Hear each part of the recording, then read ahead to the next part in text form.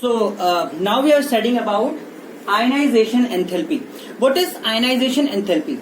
Ionization enthalpy is defined as the energy required to take out an electron from the isolated neutral gaseous atom. Mind my words, okay? These words are very much required. See, why we are taking the isolated neutral gaseous atom? Because it is very tough to take out the electron from any solid state or liquid state, as the electrons are very closely packed. Atoms are not isolated, they are very combined to each other, very close to each other. So the energies cannot be, you can say, determine how much energy is required to take out the electron from any solid state or liquid state. But in gaseous state, the electrons are just distributed at very far distances. So the energy required to take out one atom and one electron from that atom, it is very easy to determine. Okay, so that is why it is taken. Neutral, everybody understood, there is no charge, there should be no charge. And isolated, the gases atoms are isolated only, they are very far away from each other. So if we consider that any atom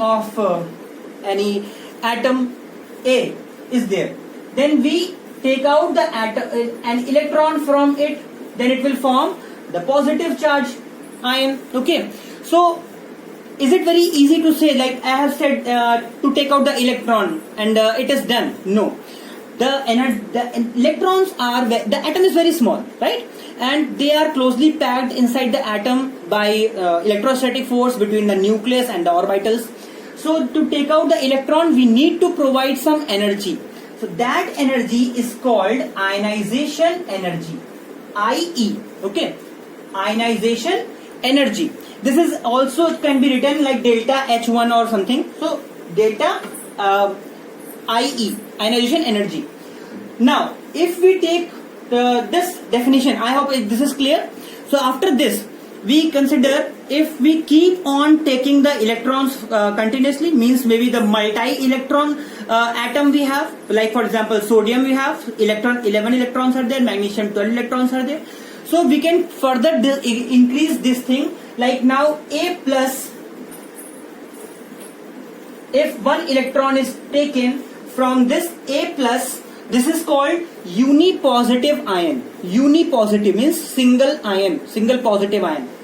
If from single positive ion one more electron is taken out, then what will happen? The charge will increase, plus 2, and the energy required will be considered as ionization energy 2. If we take first as 1. Okay. Similarly, if from 8 plus 2, that is dipositive ion, from here, if we take out one electron, then what will happen? On each step, now it will have plus 3 charge, and the energy required will be said as ionization energy third. Okay, ionization energy first, ionization energy second, and ionization energy third. This will be, and always in every time, whatever atom you take, whatever element you take, the energy will be required in next step will be more than the previous step. Why? Because when the positive ion is there, that means it has the more nuclear charge, the more electrostatic force is put on the atom to attract the electron towards the center, right? So we require more energy to take out next electron. Similarly with the third. So the sequence will always be IE1 is less than IE2 is less than IE3.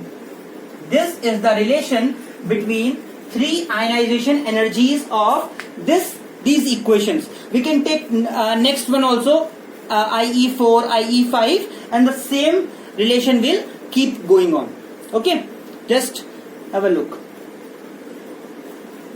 Now let's study about the factors affecting ionization enthalpy. On which factor this energy depends. So ionization energy depends on mainly 4 factors. The first is the atomic size. Okay, the first one is atomic size.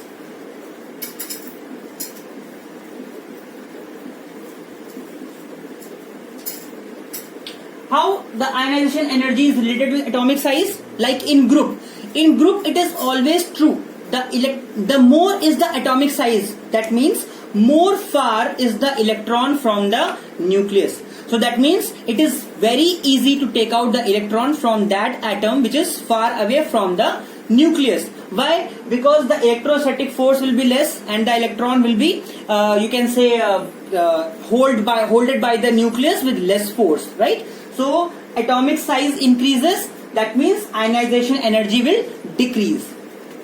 The second relation is of electronic configuration. Now this is very important and very easy to understand. You have already studied in the period wise that ionization energy increases with increase in nuclear charge. But here we are talking about electronic configuration. There are some you can say exception cases. For example, like when any atom is completely filled, will it lose its electron? No. Like helium, neon, argon, noble gases, they have complete electronic configuration, complete cells. So they will not lose their electrons very easily. Very much energy will be required. So means completely filled electronic configuration gives a more stability. Similarly, with the half filled you can say orbitals or half filled electronic configurations gives same exceptional stability to the atoms. Let's take an example. For example, like beryllium and boron. Beryllium has atomic number 4 whereas boron has 5. Here we can see that the electronic configuration will be 1s2 and 2s2. The boron has 1s2, 2s2 and 2p1. Okay.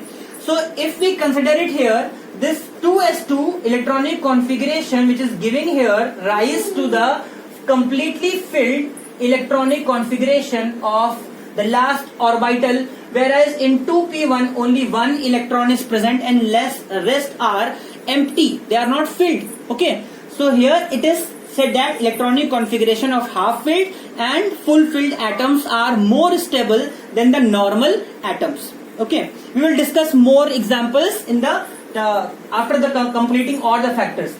The next very important factor is shielding effect.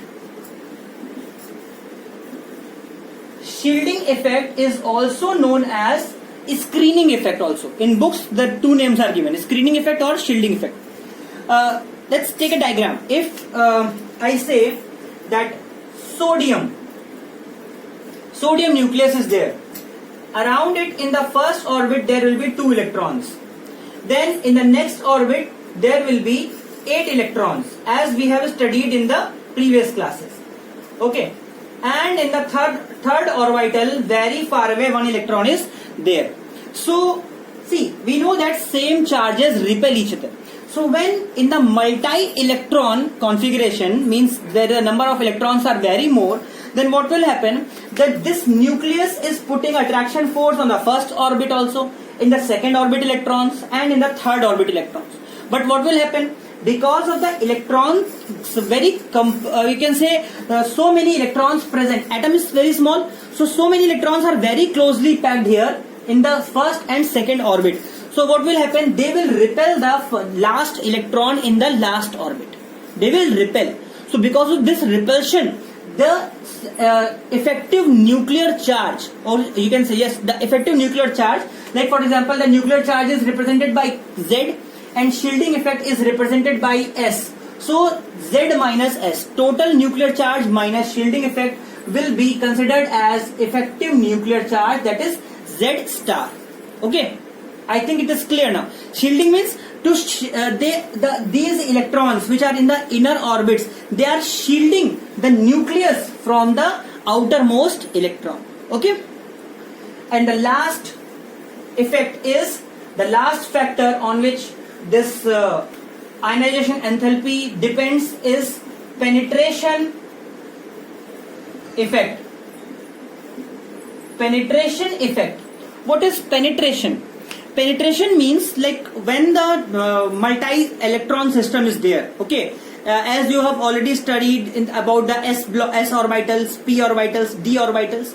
S orbital, the shape of the orbital is very important. S orbital is in the this spherical shape. Okay, p orbitals are like they are in this way. They are little bit spread out, and d orbitals are even spread out like this. Okay, the shape is different, and f orbitals are octahedral. That is 3D diagram, which is very difficult to form here, so I am not drawing it here. From these diagrams, you can easily consider out of these which electron of which orbital will be easier to attract towards the nucleus.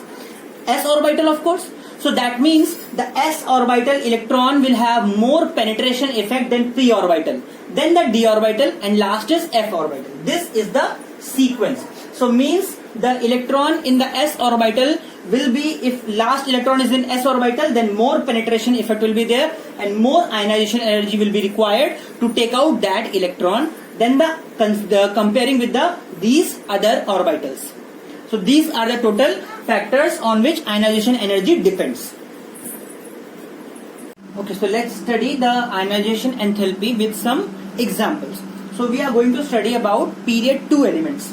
The period 2 elements are lithium, beryllium, boron, carbon, nitrogen, oxygen, fluorine and neon.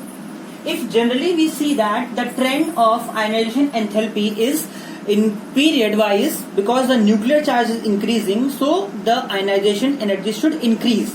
So anybody which will, if you see the exam, if anybody has not studied it properly, then this would be the relation, or this would be the answer of a common example.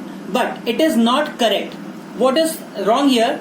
If we see the electronic configuration of lithium, that is, the atomic number is 3. So the electronic configuration is 1s2, 2s1. Similarly for beryllium it will be 2s2. For boron 2s3. For carbon 2s2, 2p1. Carbon 2p2. Nitrogen 2p3. Oxygen it will be 2p4. Fluorine 2p5, and at last 2p6. 1s2 will be common for all the elements here. So if we see here, like we have studied about in the factors, that electronic configuration, the half filled and full filled electronic configuration give exceptionally very you can say increase in the requirement of ionization energy because of the stability. They are more stable. So if we see here, then this 2s2, this orbital is completely filled, then 2p3 is completely filled, and last 2p6 is completely filled. So already neon is at last, so we do not have to worry about the neon, but only about beryllium and nitrogen. So what would be the effect of these two atoms electronic configuration? The ionization energy of these two atoms will not vary according to the normal trend. Similarly with the nitrogen and oxygen. With the general trend, boron should have more ionization energy than beryllium, and oxygen should have more ionization energy than nitrogen. But because of this half-filled electronic configuration, these atoms change their places, and the actual answer will be this.